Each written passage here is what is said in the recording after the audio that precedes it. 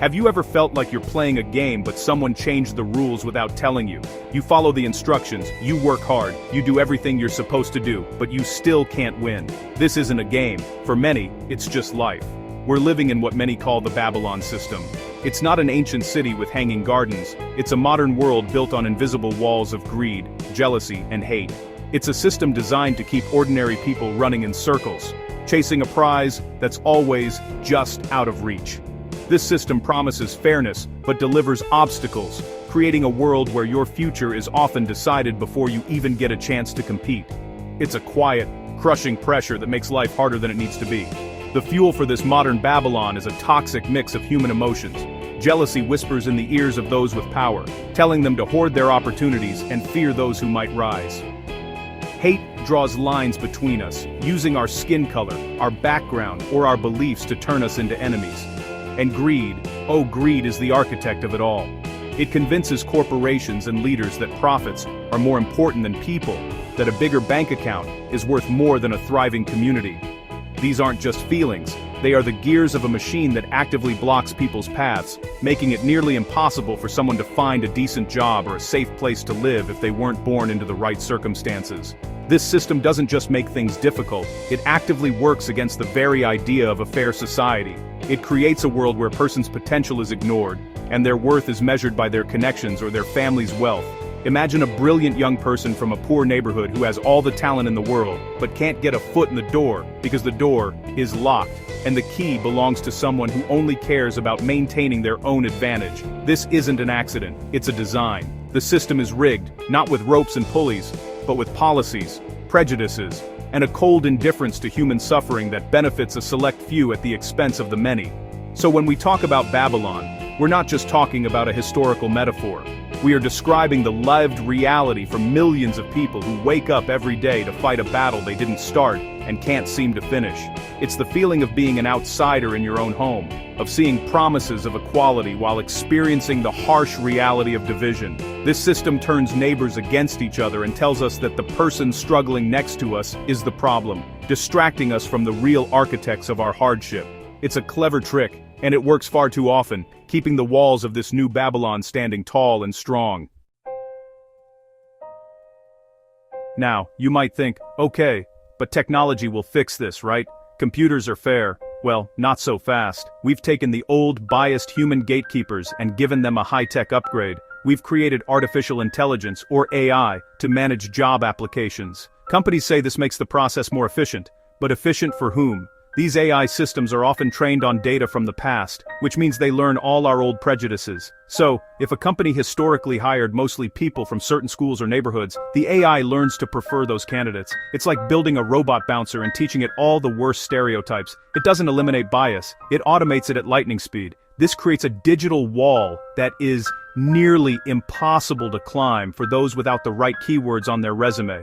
People with less formal education, or those from poorer backgrounds, often don't speak the corporate language that these AI programs are designed to look for. They might have incredible skills and a powerful work ethic, but if their resume doesn't hit the right buzzwords, it's thrown into a digital trash can before a human ever sees it. It's a silent, soul-crushing rejection. You can send out hundreds of applications and hear nothing back, not because you're not qualified, but because a machine decided you didn't fit a predetermined and often unfair pattern. Think about Amazon, a company at the forefront of this technology.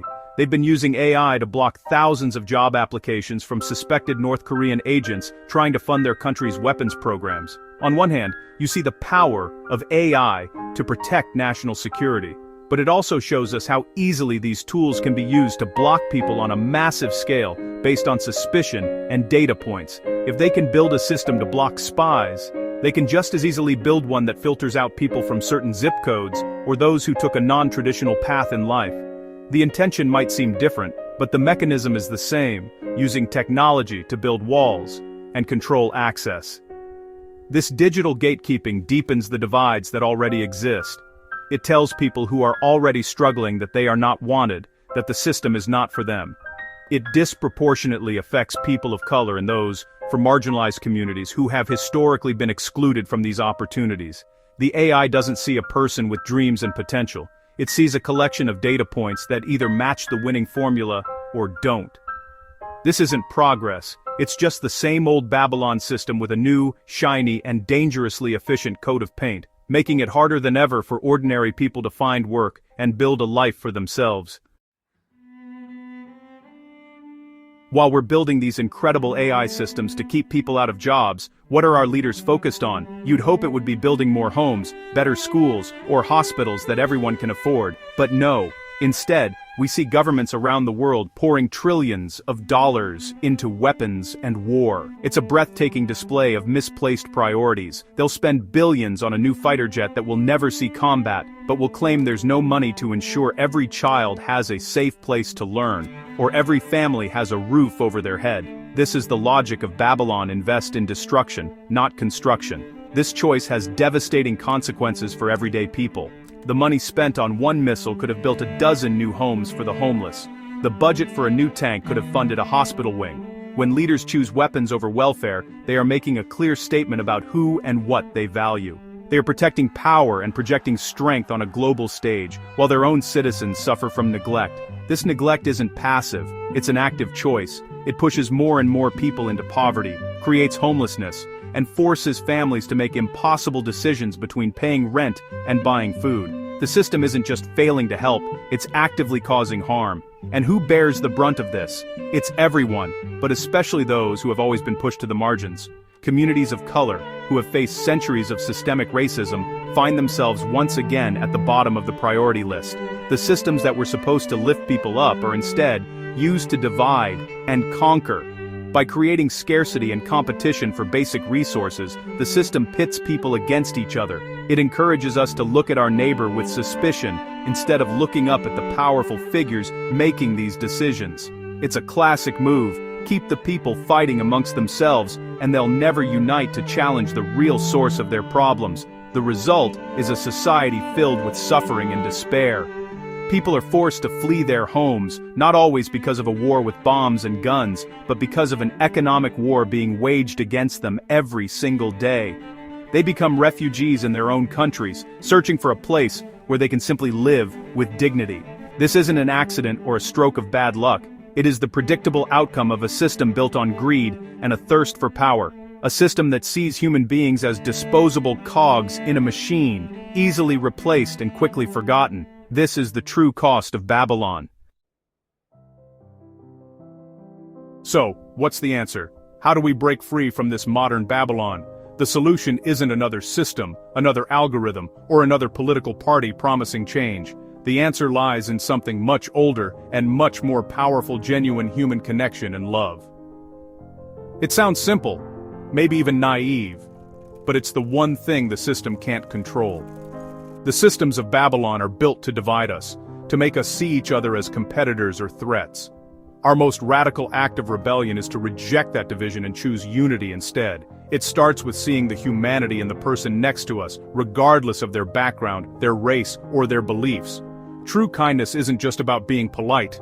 It's about actively working to dismantle the walls that separate us. It's about sharing what you have, even when you don't have much. It's about standing up for someone who is being treated unfairly, even if it's not your fight. God teaches us to love our neighbor, not just the neighbors who look like us, live like us, or vote like us. That love is a force for action. It compels us to demand a world where leaders invest in people, not in weapons of war. It's a love that calls for justice and refuses to accept a system that hoards wealth while others starve.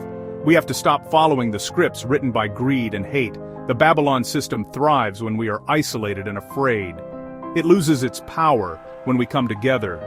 This means building communities that support each other, creating networks of care that catch people when the system lets them fall. It means teaching our children that our differences are not weaknesses but strengths, and that our shared humanity is what truly matters. We have to be the ones to build the world we want to live in, one act of genuine kindness and solidarity at a time, from the ground up. Ultimately, the choice is ours. We can continue to play by the rules of a rigged game, climbing over each other for the scraps that fall from the top table. Or we can flip the table over. We can reject the jealousy, hate, and greed that fuel this destructive system. We can choose to build a new world based on true love, compassion, and the unshakable belief that every single person deserves dignity, safety, and a chance to thrive. The walls of Babylon may seem high, but they are no match for a people united in love and a shared purpose. Let's start tearing them down.